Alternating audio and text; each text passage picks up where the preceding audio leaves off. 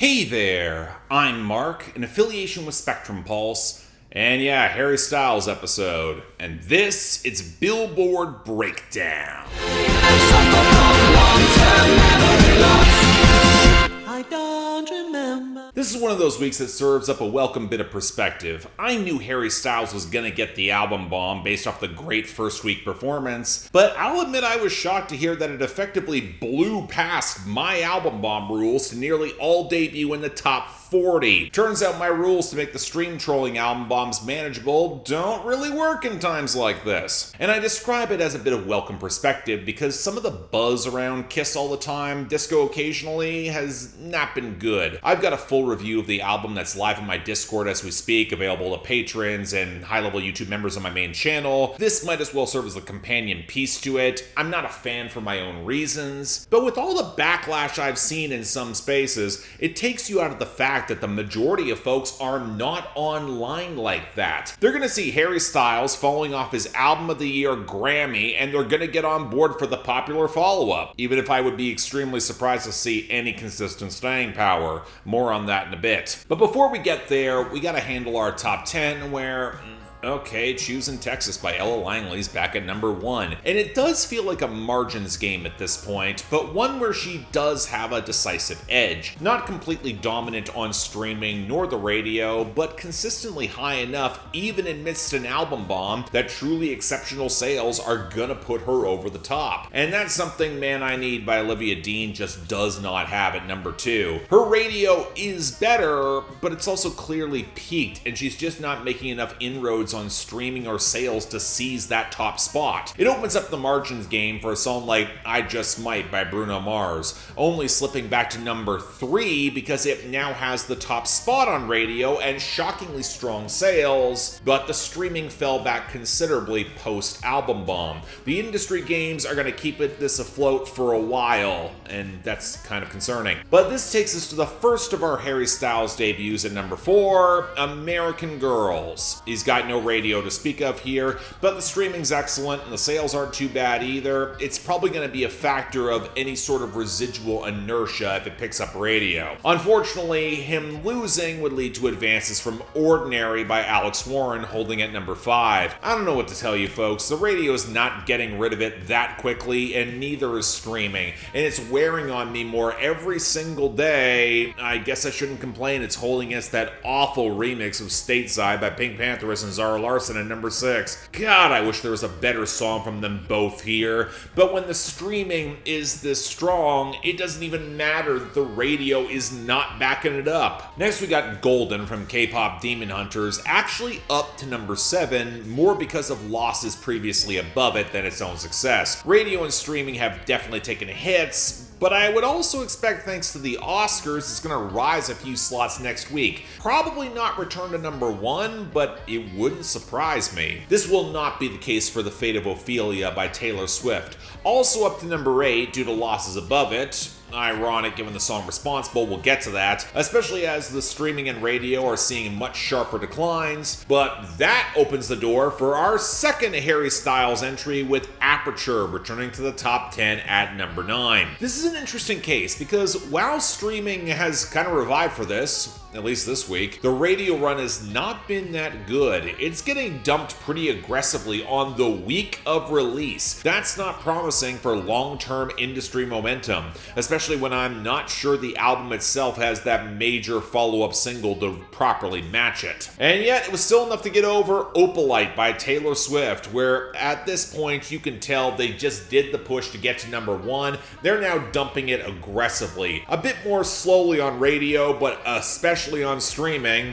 But knowing the Harry Styles songs above it, it might actually pick up more slots, you'll have to see. Yet speaking of which are losers and dropouts. And again, with album bombs week after week, the turnover does become a little more consistent, mostly for weaker songs not seeing traction, although we did get a few major dropouts, with End to Beginning by Dijo concluding a very successful second life, and 20 Cigarettes by Morgan Wallen handily grabbing up a year-end list spot. Although, it also looks like Favorite Country Song by Hardy is gonna fall short yet again, getting forced off.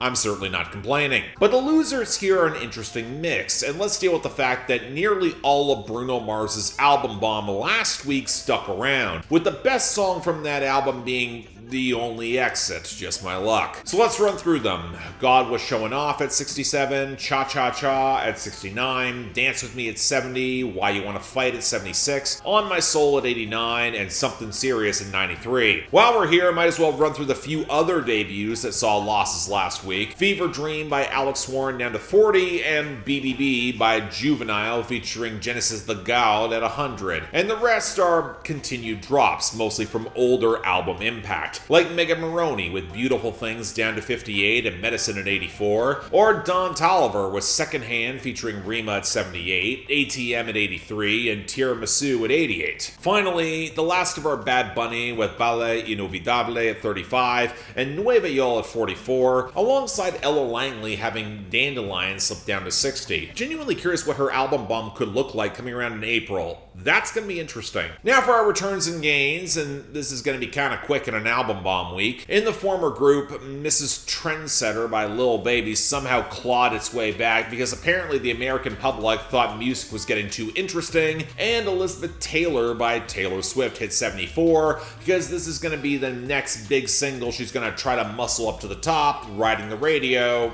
Good luck with that. But the only other game besides Aperture this week was from Zara Larsson, with Midnight Sun continuing to have some staying power at 49, where it's actually receiving a bit of radio. I mean, I'm gonna be shocked if it's got any sustained traction, but it could be cool to watch. Now for the Harry Styles album bomb. My God, it's frustrating. It looks like with 11 new songs, it falls just short of my big album bomb rules for 12, and given that the one song that's just outside the top 40, I think I gotta cover the whole damn thing. But before we get into all that with this list of extended new arrivals, number 99, In My Room by Julia Wolf. Time I stalk myself on the internet just to see what you'll find. I want your things in my room. I miss you all of the time. You make it look so easy, leaving everything behind.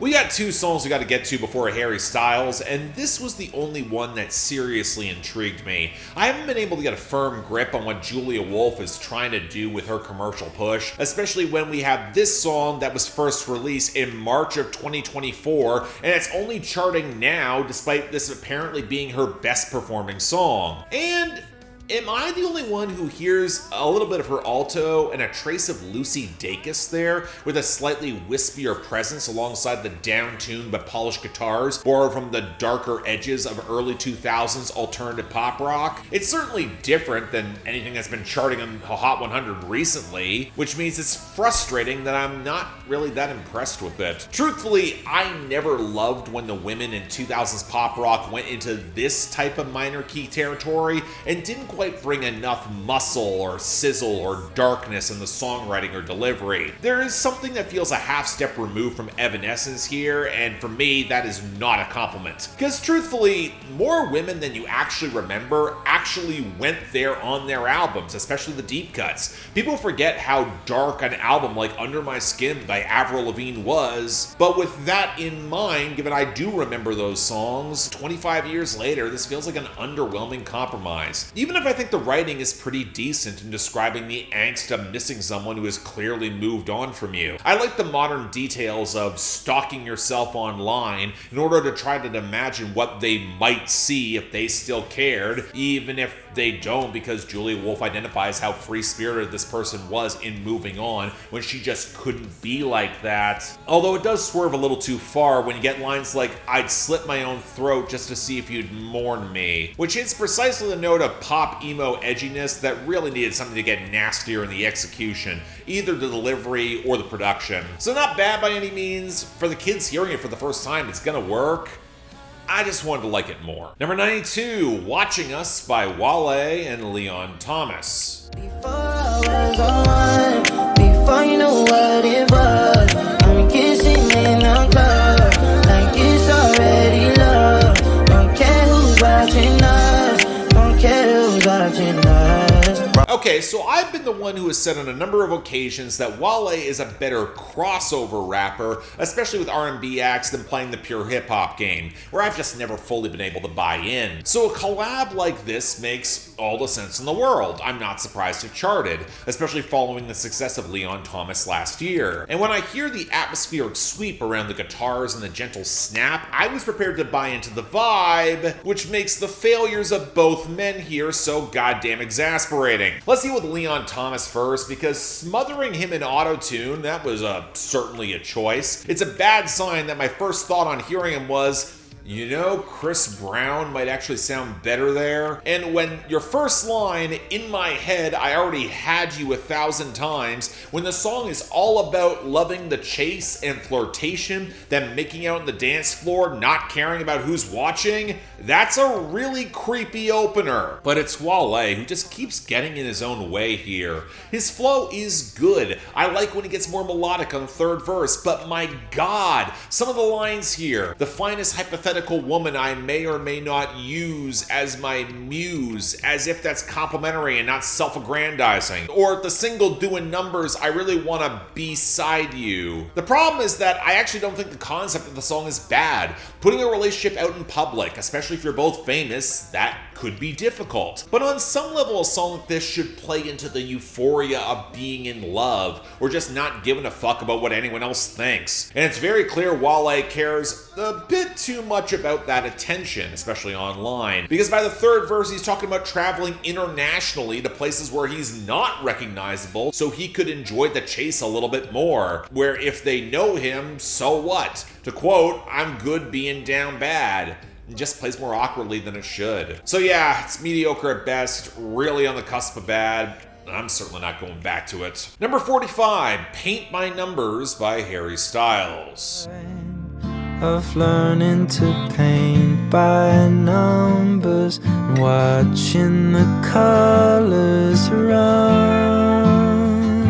We have a lot of Harry Styles cuts to get through. I'm going to try to keep it brief on all of these. So let's start off with the penultimate song, and one I do not like at all. Part of it's the production, the goopy guitar pickup a half step away from psychedelia, and the gentle groove seems to be trying to evoke a softer palette, a little more indebted to the 1970s. It's the sort of treacly material where I can't help but roll my eyes. Even worse when we get to the content, which is about Harry Styles' existential alienation within his music when the cost of this fame is just a little more complicated. Where I was kind of tempted to call it almost self-aware. The central line of, it's a lifetime learning to paint by numbers and letting the colors run, it's not bad. It's accurate about how the art can stand above the constructed trappings of fame, or at least it should, which might not be representative of the human that Harry Styles is now, be it teenage heartthrob or pop star. And I think there's probably some truth in aspiring to live up to the popular expectations when you're not feeling it whatsoever. But it's not like Harry Styles is a struggling artist or will ever be without fame or success, that he couldn't make use of his power or fame to chase his own muses, so it just feels painfully trite and myopic. The reality is that Harry Styles seems unwilling to not paint by numbers, even if an album like this in the industry would give him probably the grace to do so. So nah, it's weak,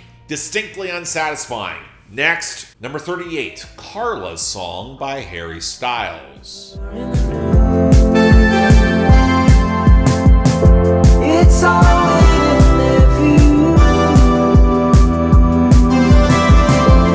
Closing track of the album, bringing things full circle as he stuffs the track full of references to Simon and Garfunkel, as he circles the power of art from the past to really inspire you. There's always that fresh experience, always something new that can spark the imagination, as this song was inspired by him showing someone bridge over troubled water for the very first time. Which for a song that was first released in 1970, even despite all the covers, it would not be surprising if someone didn't recognize it if they're not into soft rock of that era. And I mean, it's kind of wild for me at 36, who owns the album it's on.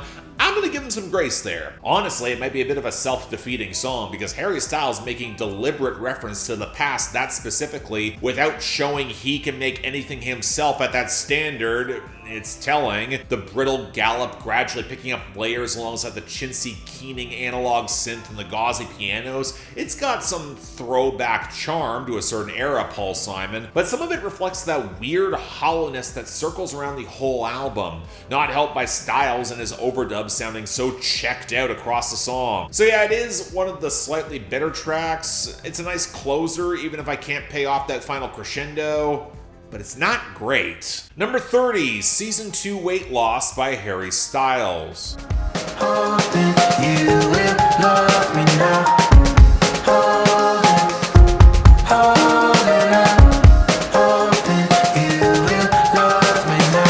I think this song did not chart as highly as many on the album because of its god-awful title, where according to Harry Styles, it references how after a show has a hit first season, the main cast and players tend to lose weight. They get the glow up for the bigger second season, a little bit more polish and glam to them. And this is where I'd like to highlight a lot of TV shows that might get their second season and do just that, and they don't make the most of it because the upgrade strips away some of the relatability that made them so great, or something that's just left feeling kind of uncanny, especially in comedy. And yet Harry Styles is framing it like a coming back stronger narrative, which doesn't fit his release timeline as a metaphor at all. This is his fourth solo album, but he views it as a mission statement of the project. Dude, I'm starting to think you may have peaked with your debut. This is what you think you're doing? Then there's the execution here, where I will admit the harmonies on the hook, they're solid, alongside some of the faster percussion. But that oily synth running through it does not blend at all, especially on the ugly bridge. Then the lyrics, they're kind of interesting, not because they're good, but revealing. In interviews, Harry Styles has talked about the struggle to change as his fame grows, that some people want him to be one thing. And while there's a part of him that probably needs to sit down and reflect, he's terrified that the audience won't love what he brings back to the table. And this song shows a lot of that insecurity, his dogged commitment to having to go bigger, but not challenge them too much. Ergo, it sounds thoroughly compromised. So no, if this is what the next season's bringing back, we might have to have a talk with the network. Number 28, The Waiting Game by Harry Styles. Playing the waiting game, but it all adds up to nothing. Look, I really want to find Harry Styles' existential emptiness compelling. It was prominent between the lines on Harry's House. It feels a lot more pervasive here, and I'm often left thinking that he might have talent sketching out the scene, but lacks the words for the greater insight he's trying to coalesce, painting by the numbers and trying to let the colors run. Now this song is doubling down on that, and it's also where the album first lost me, and hard, where the electronic rock grooves get pitched away for something that Glass Animals would have turned down, with that squeaky synth, the crunchy shuffle, and the guitar that sounds smothered in butter. And that's before we tack on some strings flourishes that are way too fast in tempo to set any sort of atmosphere, none of which blends all that well with Harry Styles trying to affect a more sensitive, weathered singer-songwriter voice. All of this feels kind of like a shame because the idea at the core here is not bad, trying to critique the desire to romanticize your angst and your bad proclivities in your art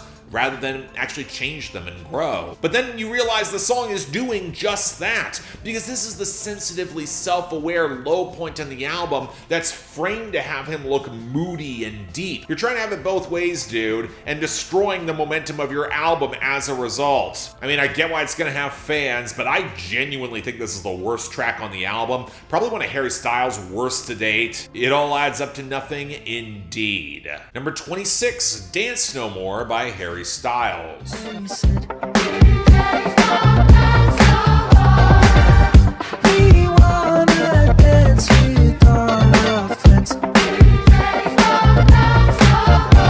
Okay, look, I was trying to be on board with this one too. It's a simpler disco song indebted to the early 80s with a pretty slick bass line. Some glances at Prince as he flirts with a willowy falsetto and a weedy guitar and synth, which he's trying to play as this looser funk jam, and I'm sorry, I don't buy it. This is a song that is truly wrecked by Kid Harpoon's production, where it's trying to desperately have a crowd chant, but there's no firepower, where Harry Styles doesn't bring any serious energy or verve to back it up, and I really can't stand that sickly crooning smothered in watery layers. If you want DJs to start dancing again, maybe give them something worth grooving to, not this sickly song that keeps going back to those Simon and Garfunkel wells of reference. Now look, it's not as if Paul Simon didn't have dance grooves in the 80s. He absolutely did. Probably a lot more than you remember beyond Graceland. And the more listens I give this album, the more you cannot escape the very deliberate callbacks to Simon and Garfunkel and Paul Simon, but that operates at a very different frequency of dance music than the Berlin Boiler Rooms that seemingly inspired this. It's a different timbre of fun. He can't sell "There's no difference between the tears and the sweat."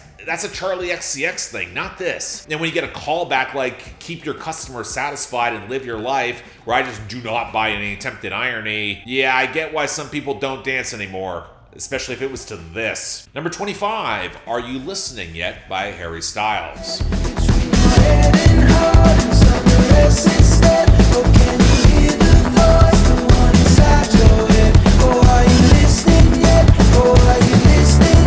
Yeah, I can appreciate the irony there. Following Dance No More, we got the best song on the album, and one that legit kind of makes me want to dance. The feathery shuffle behind the echoing stomps and claps that backs up a wiry bass churn as the synth horns erupt forth and we get a distant echo of guitar on that bridge. It really ratchets up the tension effectively, even if it's got the feel of cribbing a few notes from the wilder sides of Graceland. And I think the final crescendo could have afforded to go off a little harder, and that's kind of the exasperating feeling with this song. It is really quite good, but there are moments that hold it back from being great. It's close. Like when we look at the lyrics, and there are good sentiments of getting out of your own head, finding something more primal and wild on the dance floor, where for as much as the self-care has value, there's also plenty that comes in letting loose, even if that can be flying to the other extreme as he sees with his friends. But then you get lyrics like, "You've had your tummy tickled" on the first verse, and it just sucks you out of the song completely, undercuts the tension, it doesn't fit. Still, one bad line doesn't wreck a song, and even if I expect it's not going to be one that sticks around,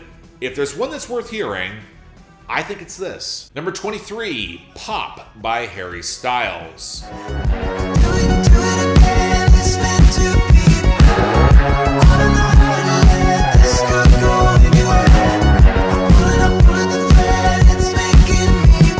Yeah, this probably dates me beyond all the Paul Simon references, but the first thing I wondered about hearing this song was, is it an NSYNC cover? Hell, there's a part of me that might actually like this more than NSYNC's Pop. The filmy warble midway has promise alongside the swaggering bass, and when the heavier guitar snarl came in for the hook, I was on board. And then I noticed the mix of this song is a total mess. The weedy synth that sits atop everything and somehow gets more grating on the hook, the distorted vocal layers, how it all feels way too compressed and has the feel of dull tools scraping against each other amidst all the whooshing effects, and that's before more of the melodies started slipping off key and getting suffocated in their own bass around the bridge. And again, I want to like the writing, which of course is working the whole love as drugs metaphor, but it plays a little more strung out and disquieting, whereas them overlaid with the meta text of Harry Styles talking about making pop music, where I really wish the experimentation translated beyond the dodgy mastering here. This is one of the few tracks where I feel like Harry Styles was on the cusp of making this self-referential material click, and the tones just didn't coalesce for me in the execution. But with that, I'll give a pass to that more than most. It's interesting. Number 18, Coming Up Roses by Harry Styles. We flirt with the bad ones and skip all the rest, but we see out the night with your head on my chest, me and you. Where I'm not remotely giving a pass to this, which doesn't even sound like it belongs on the same album, and yet I get the distressing feeling it's going to be an album single shipped to radio that's going to stick around forever. For context, Harry Styles was trying to write a Christmas song originally with this, which is why it's got all the ornate strings orchestration around the softer pianos, and it feels weirdly in contrast with the attempts at softer intimacy in the writing, which is all about Harry Styles once again overthinking. This time about a relationship seems like it's going all too well, but might be too good to be true. And when he starts questioning it or maybe asking for things, she starts worrying that he's just not that far into her. And I got the impulse to then just go out and try to enjoy yourself. 'Tis the damn season, and find the softer truths as the night goes long. Maybe even just play it casual if that's where it has to go. But man, it feels like both in and out of art, Harry Styles is like his own worst enemy. And no jokes, I actually sympathize a lot with that, especially when you're in your early 30s and you hold high expectations for yourself amidst all the existential ennui. But when it lands actually in the art, it stops being charmingly relatable. It starts feeling way too calculated in the execution, and it stops clicking. So no, I don't like this that much either. But you want to know what's worse? Number 17, Taste Back by Harry Styles.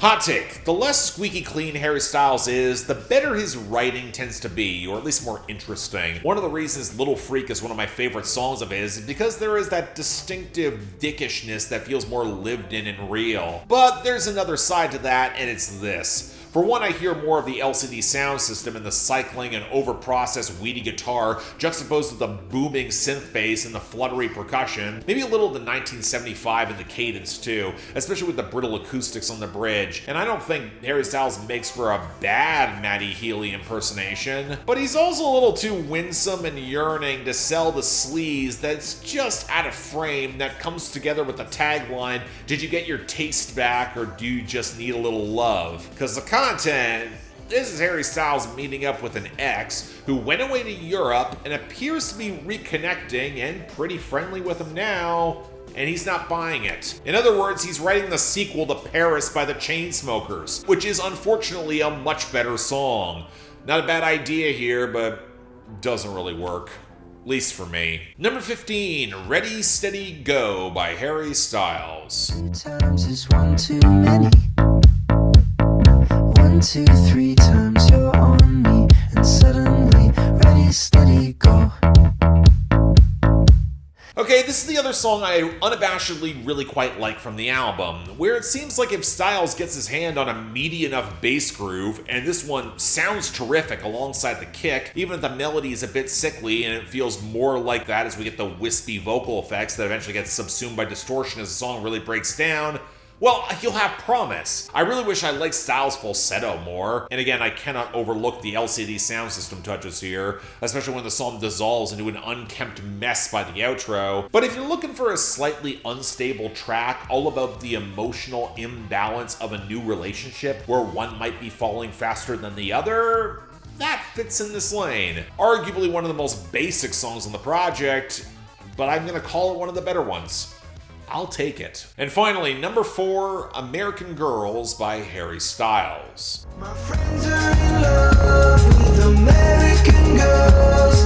I've seen it in stadiums all over the world. My friends are in love with American girls. Now we got the second single from the album, one I'm not remotely surprised by with that song title, but man, I wish I liked it more. It's close. For one, I hear it and I wonder just how many folks were noticing that Somber was the real credible competition to Harry Styles, especially with that Britpop by way of Robbie Williams parallel. And this feels like Styles kind of taking it personally, with the sawing, elongated distortion around the reverb pianos and that steady bass. I hear a little bit of 90s U2 in that as well, and yeah, it's a compliment. And there is something to Harry Styles getting older and seeing friends of his in love with and marrying a lot of American girls, whereas for him as a single UK artist, he's described the song as being lonely, and I completely buy it. There is something distinctly pensive looking into the middle distance with this song that the video utterly fails to capture for me. But something else isn't clicking here, and I think it comes down to the execution yet again. I really wish the guitars had more swell. I wish the writing actually took a swing beyond feeling so shallow and impressionistic. The sort of song that American girls could belt along with them just as much as there's a sly note of criticism, That feels intentional on his part. But most of all, for a song where Harry Styles is actually singing with some intensity, I really wish it was produced so he sounded supported in the mix, instead of just hollering without the benefit of anything actually behind him to back it up. So yeah, easy second single. It's not a bad one, but man, it could have been a hell of a lot better.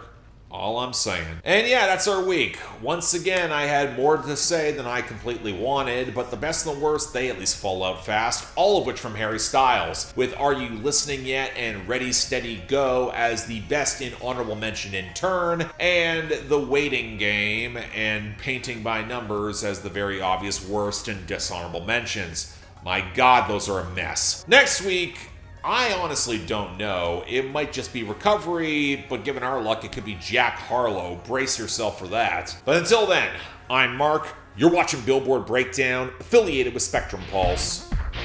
And I'll see you next time.